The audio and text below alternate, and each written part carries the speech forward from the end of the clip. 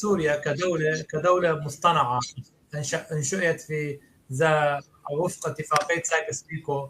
يعني هلا حاليا نحن بمرحلة تعويم انتهت مئوية سايكس-بيكو هلا، وفي إصرار إنه هي الدول وفق خارطة سايكس-بيكو الحالية بتبقى ضعيفة، تبقى مهمشة، تبقى لا حول لها ولا قوة مثل أفغانستان. لكن مو متفقين على شكل المنطقة الجديد، لأنه عم يحكوا حتى لا عم يحكوا عن وحدة الأراضي السورية، وحدة العراق، عم يحكوا عن الوحدة. هلا ما في شيء جديد إنه بيقولوا إنه والله بدنا نفك. هلا لو كان وفق ممر داوود أو وفق مؤتمر الأقليات وفق مخرجاته كنا أبصرنا تركيبة جديدة ديموغرافية جديدة لهي المنطقة. هي القمة اللي انعقدت ب 7 و 8 تموز هذا الشهر الجاري، جرى حديث انه موضوع هذا الاجتماع بخص الانفاق العسكري، وكمان في خطط متعلقة بالملف الأوكراني، ملف الحرب الأوكرانية والتوسع الروسي ضمن الأقاليم الأوكرانية. هي تعتبر أحد هواجس حلف الناتو. في مخاوف من أنه روسيا تعيد انتشارها بالمنطقة. الموضوع الأول بخصوص قمة الناتو كان بيتعلق بهذا الانفاق الدفاعي، كان هذا الملف هو محور القمة.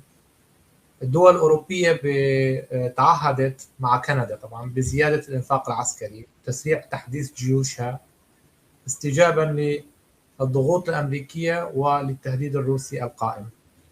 أيضا تم الحديث عن صفقات تسليح جديدة بعشرات المليارات من الدولارات لتعزيز القدرات الدفاعية لحلف الناتو.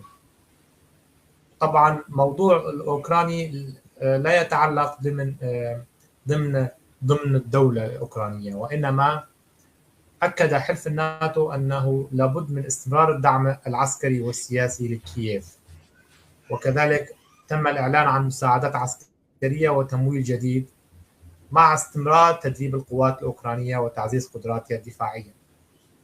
هذا الشيء كان بعكس إرادة ورغبة ترامب. هذا الشيء جديد، يعني هو امتداد لسياسة بايدن، لأنه كونه في عهده بدأ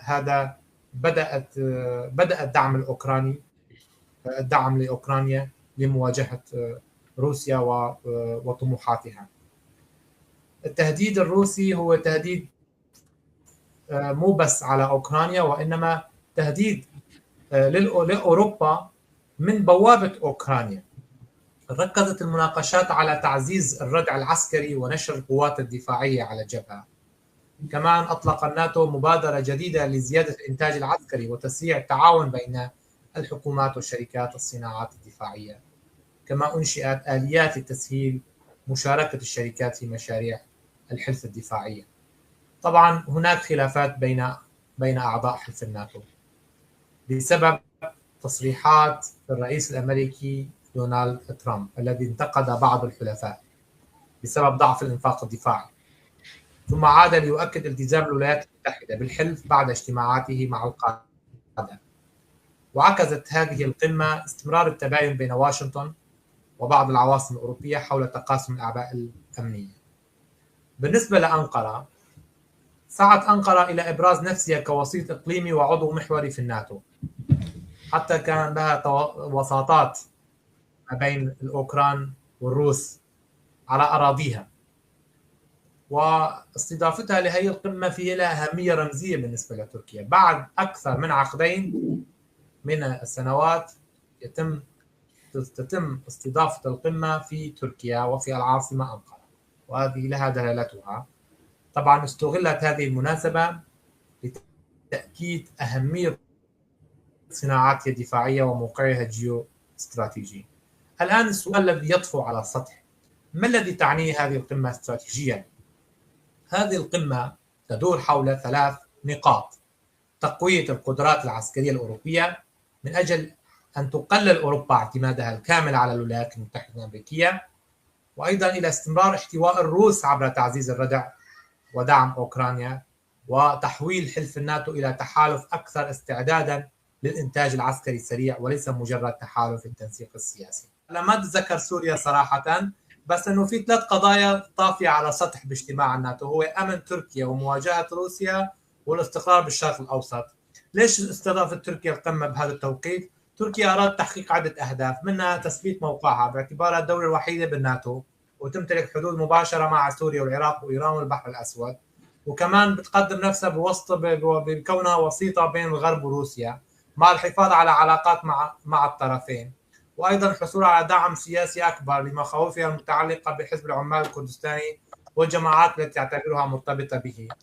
أما الناتو هلأ صار يشوف تركيا أنه هي أهميتها صارت أكبر بسبب موقعها الجغرافي، خاصة بعد استمرار الحرب في أوكرانيا وتزايد التوتر في الشرق الأوسط. في 3 ملفات لساتها راكده او خامده مثل البركان. مكافحه تنظيم داعش، لا يزال التحالف الغربي يرى ان عوده داعش تمثل خطر حقيقي، لذلك يستمر الاهتمام بالحفاظ على قدرات الشركاء المحليين. زياره ماكرون للشام هي كانت مثل الابره المهدئ بالنسبه حلفاء اوروبا او التحالف السابقين مثل بين قوات سوريا الديمقراطيه. هذا لا يعني تبني مشروع سياسي للقصد، بل يعكس أولوية أمنية مرتبطة بمنع عودة التنظيم. كمان بالنسبة للوجود الروسي، روسيا ما تزال تحتفظ بوجود عسكري في سوريا، قاعدة حميميم، رغم انشغالها بالحرب في أوكرانيا. من منظور الناتو، أي تراجع روسي في سوريا يقلل من نفوذ موسكو في الشرق المتوسط. أي إعادة تموضع للقوات الروسية قد تغير ميزان القوى في المنطقة. بالنسبة للنفوذ الإيراني، يرى الحلفاء الغربيون النفوذ الإيراني في سوريا هو عامل مؤثر في أمن المنطقة، خاصة في ظل هذه التوترات الإقليمية.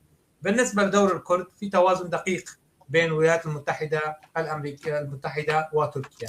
الولايات المتحدة عندها لسه في على خط رجعة، ما لا قاطعة بالكامل مع الكرد. تركيا تعتبر قسد وكل ما يتعلق بأي مشروع كيان كردي مرتبط ببكك. لهذا السبب تتجنب بيانات الناتو استخدام لغة قد تفسر على أنها دعم سياسي للقسد. بمعنى آخر، حتى الأوروبيين حاليا اللي ما عم يجيبوا سيرة الكرد ولا سيرة قسد، ما عم يجيبوا سيرتها من منطلق أنه نحن بدنا رضا تركيا، رضا الله ورضا تركيا. هل ستسمح القمة بعملية عسكرية تركية جديدة؟ ما في هيك شيء.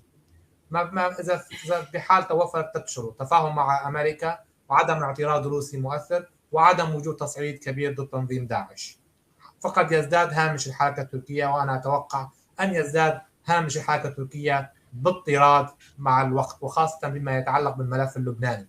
هذا التفاوض أو هذا الضغط من قبل تركيا على الجولاني للدخول في لبنان له أغراض وله أجندات أنا حتى الآن لم تتجلى بنظري. بالنسبة للقمة، شو بتعني للحكومة الجولاني؟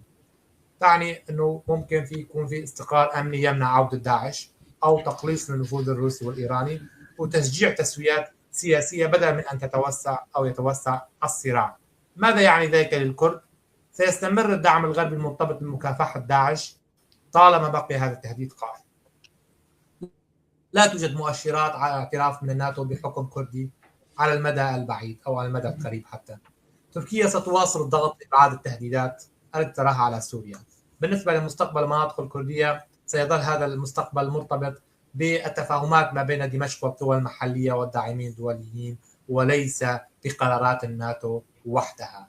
بالنسبة لي، أنا أرى أن روسيا ستبقى تهديد عسكري في أوروبا وربما يتسع، وعليه فإن نظرة أوروبا أو الأوروبيين للشرق الأوسط ستتغير تبعا للتطورات التي بين الناتو وروسيا.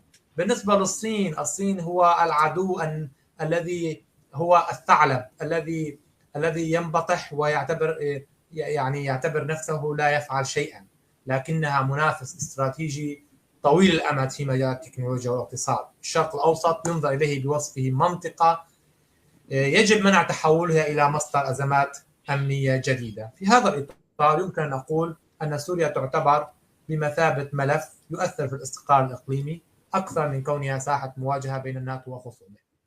شكرا.